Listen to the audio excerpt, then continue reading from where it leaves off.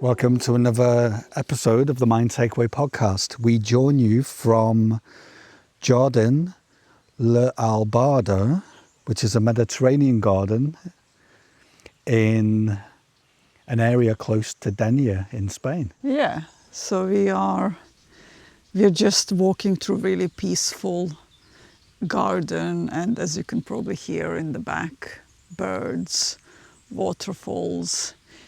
You can't smell it, but it smells pretty good. Yeah, so for anyone who ever comes to around this area of Denia, this is definitely somewhere I would recommend. It's so serene and peaceful, and we thought it was a good place to record this episode.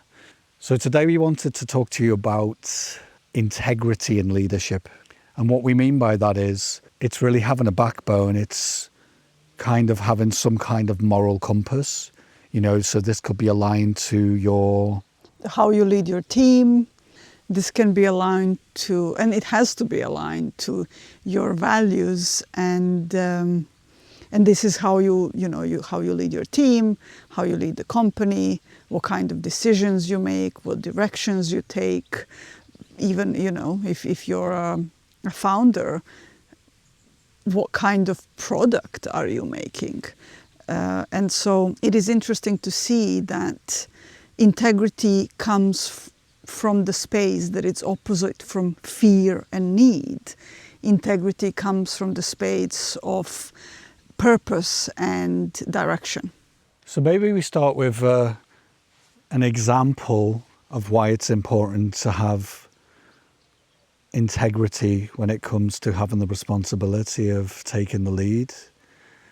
So a good example could be, quite often we help leaders and teams deal with conflict and differences of opinion, for example. And having integrity is having the courage and bravery to lean into some of these difficult conversations.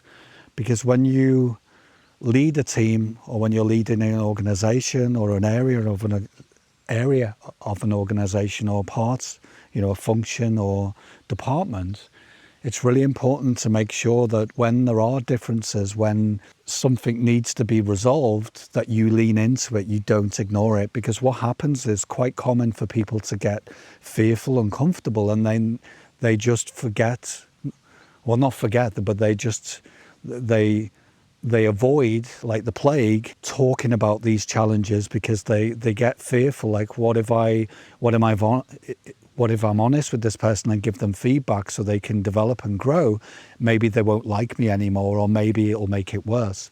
Well, for your information, it cannot make it worse. In fact, avoiding these situations, that means that you've lost your integrity. And it's that avoidance that causes these situations to go from a simple difference of opinion where people just need to be heard, and then you need to work out what's going on. And sometimes it could be heated, and it might very well may be an uncomfortable conversation, but it's much better 100% of the time to have that uncomfortable conversation than to ignore someone for weeks and months even, and then the person ends up getting resentful, they get angry, they end up even more erratic in terms of their behavior, because then they might become passive aggressive and you don't even realize or know, or you can't work out why they're behaving like they are. So the first step, as far as we're concerned when you have integrity, is to lean in and be curious about, okay, why is that person behaving the way they are? Why are people not agreeing with things? And remember, being agreeable can also be toxic. So if you've got a team of people and no one's having any differences of opinion and no one's giving each other feedback, I would imagine that team's probably low in psychological safety and might actually be dysfunctional. Right, Mira? Yeah, absolutely. So integrity doesn't mean being comfortable. Integrity means leaning into uncomfortable situations. The other thing when it comes to integrity is, integrity means saying that you've been wrong, or you changed your mind, or that you don't know everything. That is also integrity. That also means having integrity.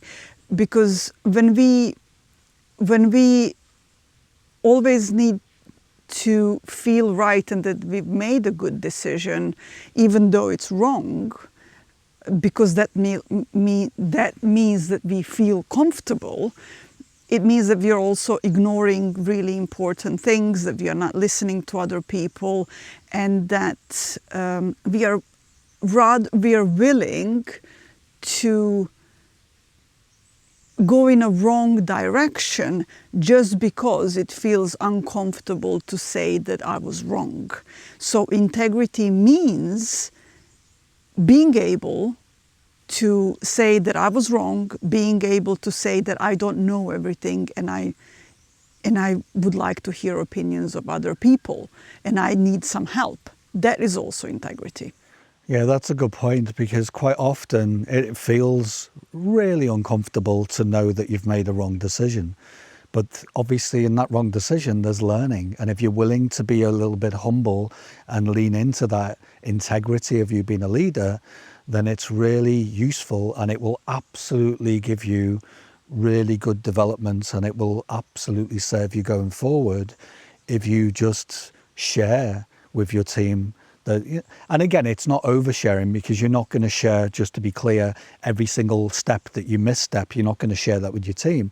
But when it's clear that the team knows, because let's be honest, every time I made a mistake in my career, my team knew before me. You know, they know 100%. So if you avoid the obvious, you're just delaying the inevitable. You know, when, you know, months later you have a one-to-one and one of your direct reports will say, hey, that was quite a mistake, you know, that was a mess.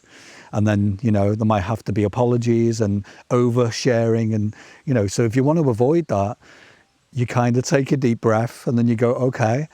And again, it's just to share the main points and be clear. So it's having clarity. The reason I'm going to share this is because it's a teachable, it's a coachable moment for myself, but also I'm sharing this for the team that, you know, I'm not an oracle. Everything I do can't be perfect, because if that's what you're trying to sell to your team, to put yourself on a pedestal, good luck with that.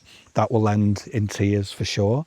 And that could end in massive calamity, and for you, lots of trouble and lots more work.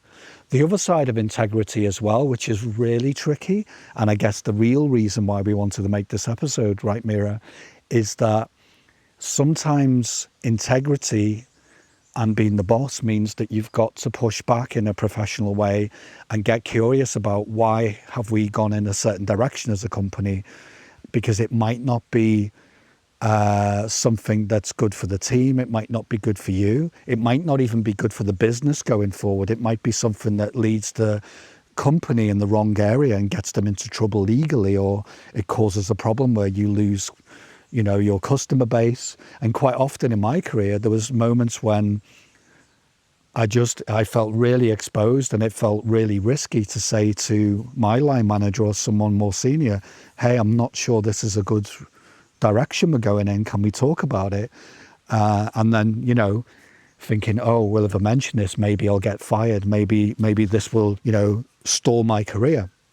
But in all the cases, sometimes that happened. But in actual fact, in most times when I did that, I was really happy I did later, even though it felt really uncomfortable and fearful. Because sometimes companies need people to have moral compasses, even though they might not like your answer, you know, to kind of snap people back into reality. You know, is that collectively a good idea for us as a team to go into that direction? Quite often the answer is no. And it requires people brave enough and bold enough to have integrity. And just to be clear though, there are caveats. You know, quite often the CEO or some senior director or a VP might not like your answers, might not like the feedback that you get.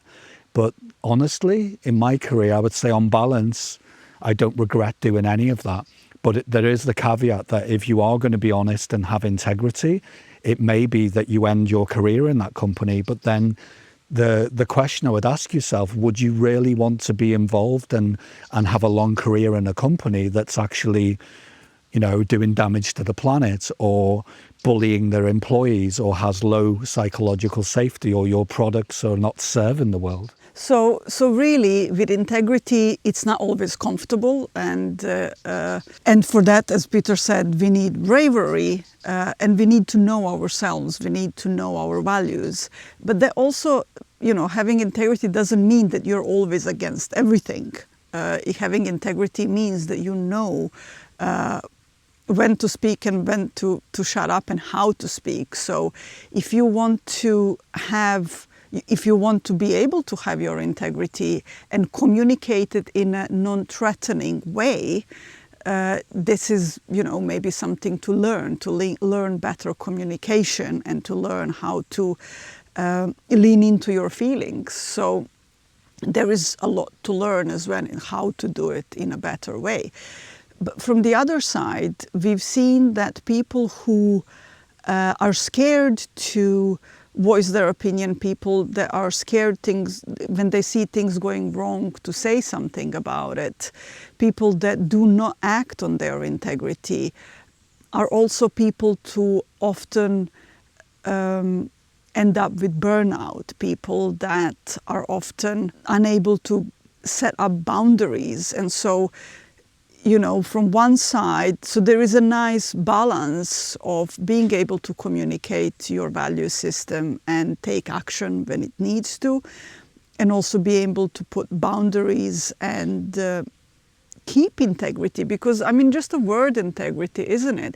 That something stays whole, something stays sustainable, something stays healthy, keeping the integrity of something. So your own personal being, but also something that you're part of, the team, the organization.